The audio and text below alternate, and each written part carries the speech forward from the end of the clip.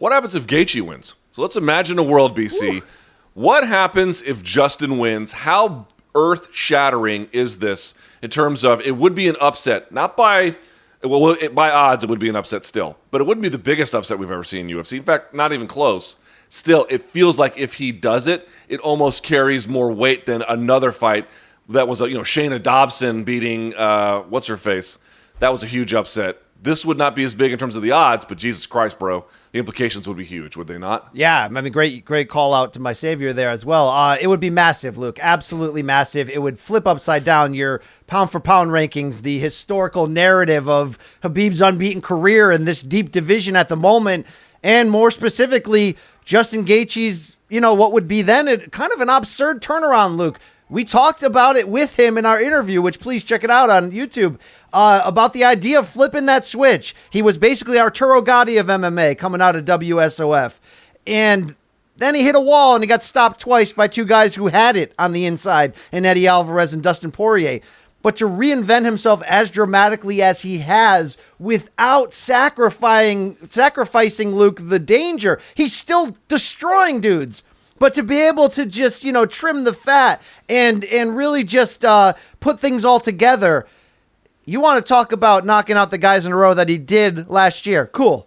You want to talk about stopping Tony Ferguson and handing Khabib Nurmagomedov his first loss in the same calendar year to become the champion of the sports division? You're talking about a shoot to the top of the pound-per-pound rankings, and you're talking about a star. When would be the last time, Luke, that at the top of the sport, you had a guy who was that pleasing to the eye in terms of his fighting style, whose next fights after that, oh, by the way, could be anything from a Khabib rematch to a Conor fight for the title, to a Poirier fight to the title, to a Tony rematch. I mean, you talk about you would have made a superstar overnight, and it would shake up everything we're talking about right here, and it's in play. It's in play. Mean, can you imagine, BC, after watching the Gaethje and Poirier fight, right? So he's 3 fights into his UFC run. He beat Michael Johnson. Just an absolute. I rewatched the Alvarez fight. My God, what a blood and guts war. Same thing basically with the Poirier fight. A little bit less so, but in many ways, almost the same. And then you would have said to me, you came back from the future, BC, and you said to me, that guy is going to beat Tony Ferguson and Nurmagomedov. I'd have told you, you're out of your goddamn mind.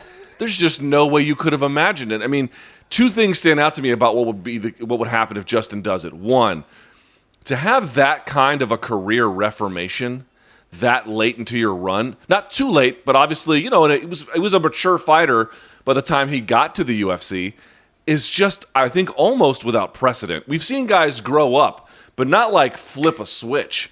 I said this, I put out a video on my personal YouTube channel last night. He's got 2 chapters to his UFC run. The first 3 fights, and then the last 4, and then the one coming up this weekend. And they're just totally different animals in every way. I mean, it's a similar kind of one, but really when you begin to break it down, there's just too many meaningful differences to not draw a line in the sand that way. So that's the first thing.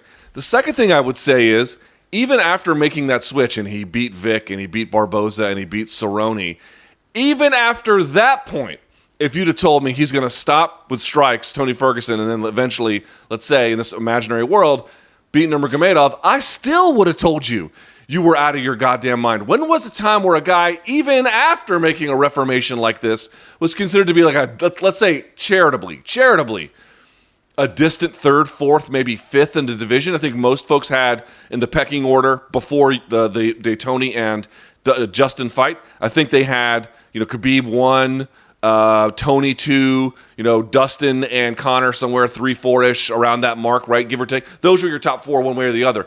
He was sitting outside of that. And then you would have told me he would have beaten the 2 best guys we thought were going to fight for GOAT title.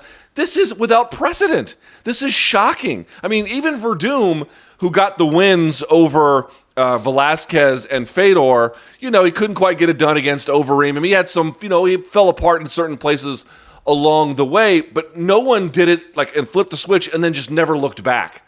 That's what this would be. It would be this come from behind story that I don't even know how to tell properly. That to me is what stands out. Let me add one more cherry on top to what you're saying. after the second back-to-back knockout loss, Luke, I remember having those discussions on podcasts behind the scenes with my staff at CBS Sports that, man, this guy Gaethje's super fun, but how many more fights can he do this? What do you think he has? 2 more fights at the elite level before his, the effects of this just catch up with him? You remember Ruslan Provodnikov, right? That fun boxing brawler 6-7 years ago. And for a short window, we were like, this guy just won a world title. Like, could this guy be the first caveman to actually get to the top and just kind of, and look, it didn't happen for him. He wasn't as skilled, but he put on some amazing fights. Please go watch that Tim Bradley fight. If you haven't, it's one of the best of all time. But the whole point is we were scared at his future mentally, Luke. We were like, this guy's already maybe shot at the peak of his prime because he just walks into oncoming traffic and just throws himself at people. Well, he's kind of still doing that, just with a little bit of refinement around him. It would be absolutely incredible, Luke, so incredible that would you go as far as saying that this 2020 calendar year, the year where everyone short, I wanted to say short of Joe Exotic, but he ended up in jail, so he didn't have a great year either. Really, everyone short of you and I on MK have had the worst years of their careers or personal lives. Would Justin Gaethje have just authored the greatest single calendar year in UFC history, Luke, true or false, if he does this? Hard. I mean, I don't know. That's a tough one. 2 ways to look at it. Right? You could look at a calendar year for what Adesanya did, and you could be like, wow, man, look how consistently he was out there just leveling up every time. Didn't lose along the way. Now, of course, Justin wouldn't have lost in 2020 either. He would have beaten Tony and Khabib. So there'd be a lot less activity in terms of what what Justin was doing.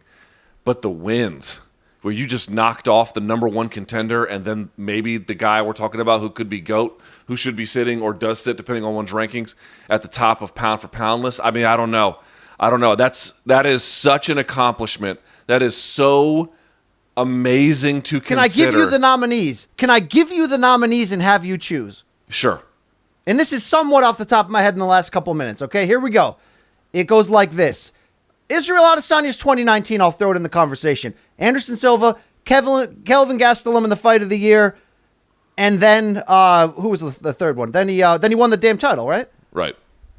And then he beat Robert Whittaker by knockout, who was, unbelievable for the title. Number 2, John Jones 2011, beats unbeaten Ryan Bader, quick turnaround, destroys Shogun Rua for the title, and then beats prime Lyoto Machida and still somewhat there Rampage Jackson. 4 wins in 1 calendar year at 23.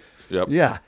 Henry Cejudo in 2019 moves down, knocks out TJ Dillashaw for the title, and then comes back and beats Marlon Moraes to grab the bantamweight title. And I'll throw in 2016 Amanda Nunes wins a decision over Valentina Shevchenko, submits Miesha Tate for the title, and then sends Ronda Rousey to hell in the same calendar year. Luke, who you got, bro? Man, what a great question. Well, I'll tell you this much. He is easily a part of that conversation, even with, and that's the best part about it, he would have the fewest fights of anyone you named. Right? John had 4, Amanda 3. I'm not sure maybe how Adesanya had, but 3 or 4, maybe 3 more at that point. Right? And 3, then he's sitting there at 2. So Cejudo has 2 as well, yep. Yeah, 2, okay, but still, he was moving weight classes. I mean, there's a lot to be had there. This guy's staying in the same weight class, and it's still a part of that. I mean, I don't know if you can rank him number 1 depending on how you want to value it, but dude, I'm telling you, he is on the precipice of doing something more than just taking someone's undefeated record, more than just winning an undisputed title. He is on the precipice of doing something in combat sports that I'm not sure we've seen, at least not at this level and not to this degree, given all of the setbacks that he had in particular. It is absolutely amazing to me. I cannot wait for Saturday. It is so huge in so many ways. Now, it brings us to another sort of part of this question, BC, which I thought was a great one you just asked there. Who does he fight after this? Again, we are positing a world where Justin wins without controversy, whatever you want that to mean. Boy, you want to talk about having the wind at your back. Now, we asked him in our interview, BC. I think I was the one that did it, and I said, have you accounted for what's going to happen to your celebrity if you go in there and beat this guy, right? What's he going to do? Who's he going to fight? Does he call out Conor, who he previously had issues with? Does he? If you beat Nurmagomedov once in boxing, do you got to do it twice? What's next for him if he gets the dub? Well, let me ask you this, Luke. Let me put on your really smart cap of being a matchmaker and a promoter and a businessman. Let's say we can drop you in the middle of that war room at UFC Brass, okay? All the power players are there. Are they looking at each other in the eye and going, we got Conor Poirier 2 this close. We just haven't announced it. We haven't put the blood on the paper yet. Do we wait until Saturday's result first? Because if Gaethje wins and wins dominantly, I'm not talking about a split decision in which we got to run it back right away. If Justin Gaethje stops Khabib Nurmagomedov on Saturday, do they run Conor right frickin' at him? Conor Khabib too? No. If Justin Gaethje wins the championship, okay, so here's they the funny... say, sorry, Dustin, you're getting Justin Conor right now. Okay, here's the funny part about all of this. I think Conor's the worst matchup for Gaethje of Tony. We'll see how he does against Khabib, right? But we're at that point, if he beats Khabib, again, we're talking about a world where he has already beaten him. If he beats Nurmagomedov and he's already beaten Tony, at that point, I would conclude that Conor would actually be a worse matchup because Justin is not going to take him down.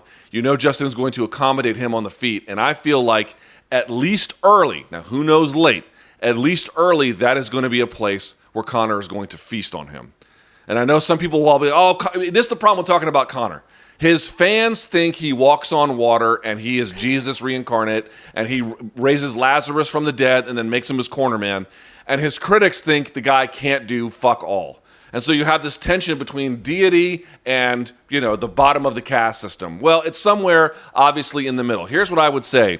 His precision punching, his ability to manage range, his good chin that he has, the willingness that Justin would have to accommodate him on the feet. I honestly would tell you, we talked about, is it Khabib or bust for Conor? But if Nurmagomedov loses to Justin, and then Justin fights Conor, and Conor goes in there and does the kind of thing that I think he is at least capable of doing, BC, buddy, you want to talk about redemption? Maybe that's not as good as beating Nurmagomedov, but that's pretty goddamn close. Yeah, and then you had the Conor Khabib rematch with Conor coming in with the belt. Good God. My question was to you, is that why they haven't announced Conor Dustin Poirier 2? Is that the damn reason, Luke? Are we just encasing it if you're Dana and company? They're saying the contracts haven't been signed. Who the hell knows? Again, I know you have an interesting theory, which we're going to share on Friday. I think it's more than a theory. I think it's actually I think there's probably something to that. So I'll put it this way. There's a few irons in the fire. UFC is clever, dude. They're smart. They know they don't always look. No business is always going to make the right decision. It's hard to even know what the right decision is sometimes. But in general, we've talked about it. They bet on themselves. They are fight fans at heart. They're going to give themselves some options here.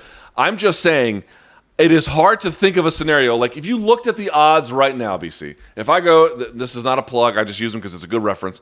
If you go to Best Fight Odds, Gaethje is a pretty significant underdog, plus 275, or give or take, okay? That's pretty significant. I cannot think of a plus 275 underdog in my life where if they win, it is that transformative to the landscape of MMA. Can't even think of a close second. Holly Holm over Rousey. Plus 275? What was she? She was way more than that. Oh, okay. Yeah, I know. I get what you're saying. Okay, I mean to say at only plus 275. Okay. I can find one that's a plus 1,000, just plus 275. That's it. It'd be it's wild, Luke. It adds. She was. To what... So I was like, just last on this. When Holly closed against Ronda, she was plus 700. That's what I'm talking about. Yes. Anyway, okay. Well, it should be a lot of fun.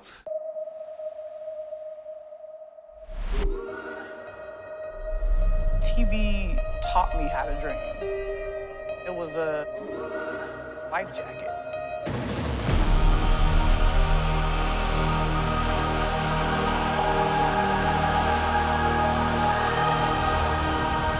I don't think you can be an artist and not touch people.